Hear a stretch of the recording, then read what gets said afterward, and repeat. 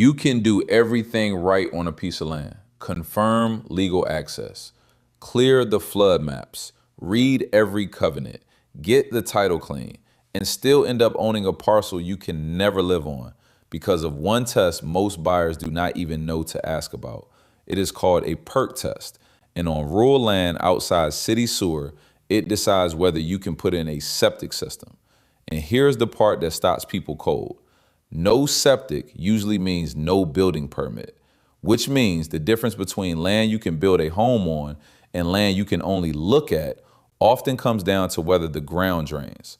So today, the one test that can quietly end a deal, what it is, what happens when it fails, and how to make sure you never buy a parcel that flunks it.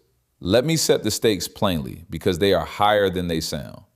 In a city, waste goes to a sewer and nobody thinks about it. Out in the country, most land has no sewer, so a house has to treat its own waste on site. And the standard way to do that is a septic system. A septic system works by letting treated water soak into the soil. If the soil cannot absorb water at the right rate, the system does not work, the health department will not approve it, and without an approved way to handle waste, the county will not let you build a home.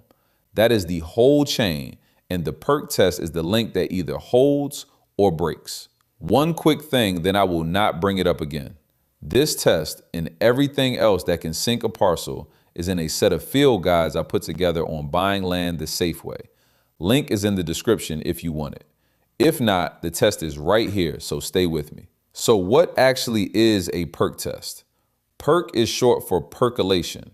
A licensed evaluator digs test holes on the parcel, saturates them, and measures how fast water drains through the soil. That drainage rate tells the health department whether the ground can support a septic system, and if it can, what kind and how big. Some soils drain beautifully. Sandy, loamy ground usually passes. Other soils, heavy clay, solid rock near the surface, or ground with a high water table, drain too slowly or not at all, and they fail. The parcel can look identical from the road either way. Two neighbors, same view, same price, and one can build while the other cannot, purely because of what is under the grass. Now here's what happens when a parcel fails, because this is where budgets go to die. A standard septic system needs soil that perks. If the soil fails, you have three options, and none of them is cheap or guaranteed. Option one is an engineered or alternative septic system, a mound system, a sand filter, an aerobic treatment unit, something designed to work around bad soil. These exist, but they cost far more than a conventional system, sometimes many times more, and the county still has to approve them. Option two is that the parcel simply cannot support any approved system, in which case you cannot build a home on it, full stop, no matter how much money you have. Option three is that you spend real money on evaluation and design, chasing a solution that may not come. So a failed perc is not a small setback. On a residential parcel, it can be the entire ball game. This is exactly why the perc test is the one to protect yourself on. And there is a right way and a wrong way to do it. The wrong way is to close on the land and test afterward. If you do that and it fails, you now own a parcel you cannot build on and you are stuck with it. The right way is to make the test happen before your money is committed. Here is the sequence. First, check whether a perc has already been done. Call the county health department or the environmental health office and ask if there is a perc test or soil evaluation on file for the parcel. Sometimes there is, and it tells you immediately where you stand. If a test on file shows a failure, you have your answer for free. Second, if there is no test, do a preliminary read yourself before you spend anything.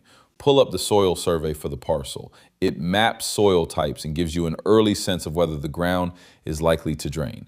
This is not a substitute for a real perc test, and it does not bind the county, but if the survey shows heavy clay or shallow rock across the whole parcel, that is a warning to take seriously before you go further. Third, and this is the one that saves people, make a passing perc test a written condition of your offer. Put it in the contract that the sale depends on the parcel passing a perc test for the type of system you need. Perform before closing, at your expense if you like, but with your right to walk away and get your deposit back if it fails. A seller with good soil will agree without blinking. A seller who refuses to let you test the soil before you pay is telling you something, and you should listen. That single clause turns the biggest hidden risk on rural land into a simple yes or no you get to see before you are committed. Now let me connect this to the bigger point, because it is the same lesson underneath every one of these videos.